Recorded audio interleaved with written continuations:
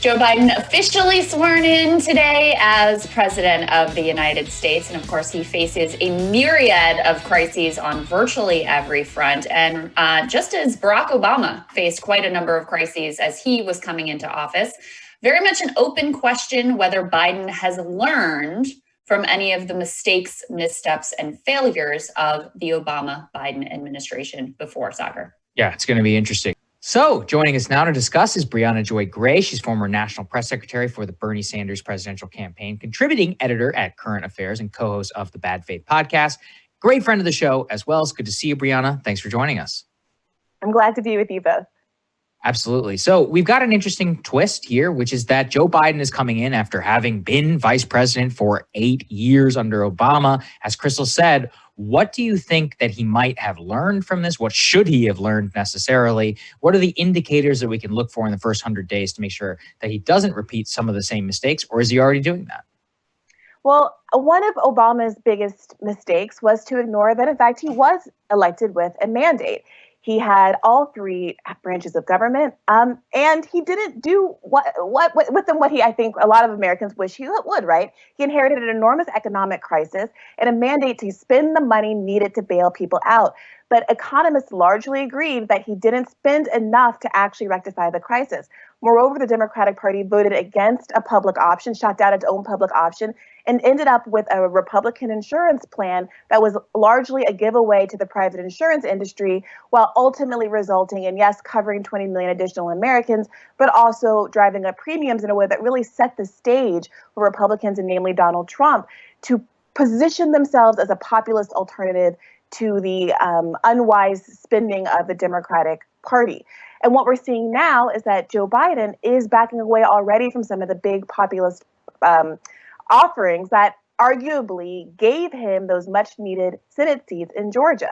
The $2,000 checks have already become $1,400 checks. The promise of a public option has been backtracked. And now he's talking mostly about programs that, again, inure to the benefit primarily of the private insurance industry. So, for example, covering people's COBRA payments throughout the pandemic, something that is inordinately expensive. COBRA is an extremely expensive program, as anybody knows who's ever had to use that interim insurance program. And that's money that's going straight into the health insurance industry pockets. There's a crisis here where there's a lot of people who would be willing to give him some latitude to push through big FDR-style programs if they actually inure to the benefit of working people. And it doesn't seem as though right now that's his inclination.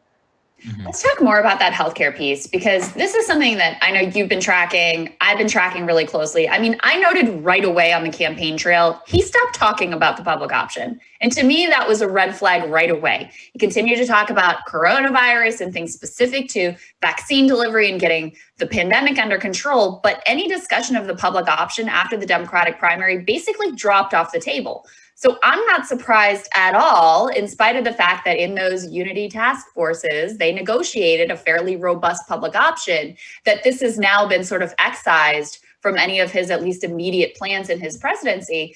And I also think it's extraordinarily telling, and David Sirota did great work on this on his Substack, that they essentially adopted like the literal health insurance language for what they wanted to see out of the administration. They just grabbed it and like, hey, let's give some more subsidies so more people buy onto the Obamacare exchanges.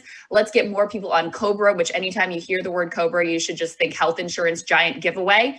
What do you read into that fact in that direction?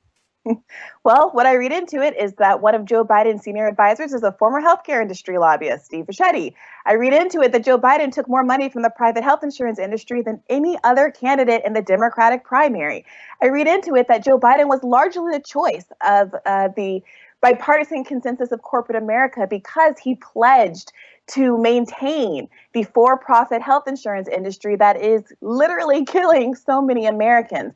That was the priority because it's an enormous cash cow. So what that ends up doing is poisoning generation after generation of American against the idea that a public health insurance system, like government health care, could be a benefit to their lives. Because what they see is every intervention of this sort ends up not inuring to their benefit, ends up making prices more expensive, ends up making things worse. And they confuse the problem as being the influence of government as opposed to being the influence of the private insurance industry.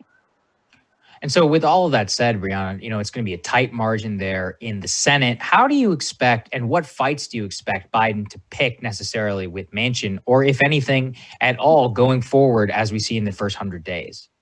Well, as Bernie Sanders has been quick to point out, there's a great deal that can be done with budget reconciliation.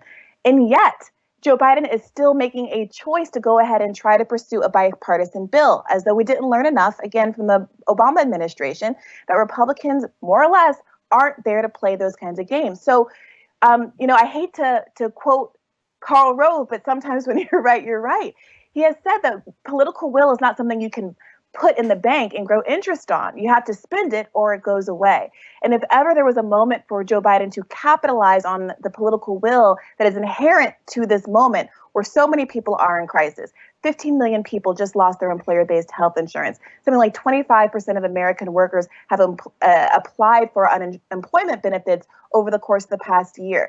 This is not a partisan issue at this point. Americans are looking for someone to actually step up to the plate and rectify some of the mistakes of, yes, the Donald Trump administration, but also the Barack Obama administration. And if Joe Biden were to do that, you might find a lot more support than Democrats have come to expect over the years. Yeah. Briahna, if you don't mind, I'd love to ask you just sort of a personal question. I think a lot of people on the broader, sort of Bernie left, it's a very weird feeling day, right? Look, you very clear-eyed about the horrors of Donald Trump, contrary to what your critics think. You know how terrible his time in office was. Obviously not a Biden supporter or fan either. How do you feel on this day? How did you feel when Obama was elected? How did you feel when Trump was elected? Just talk about what that experience has been like for you personally.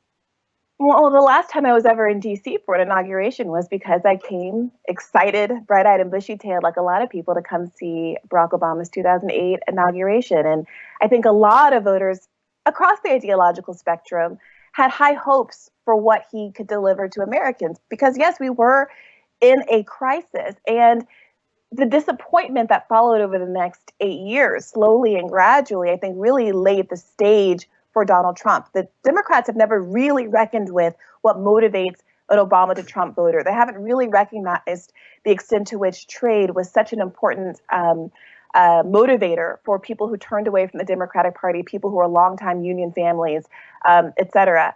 And so now, there is a little bit of frustration about the fact that during the Trump administration, at least, there was a greater sense of unity among Democrats and the broad left that these were exigent problems that needed to be solved. Donald Trump was an organizing principle that we could all kind of focus on.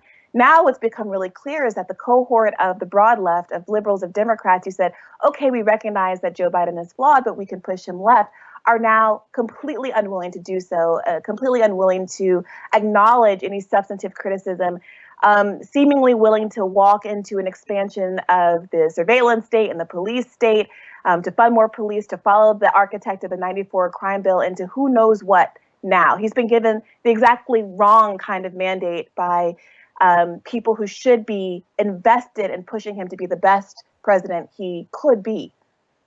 Yeah, I think that's really well said. I'm so glad to have your thoughts and reflections on this day, Briahna. Thank you so much. Thanks, Briahna. Thank you for having me. And we'll have more Rising for you after this.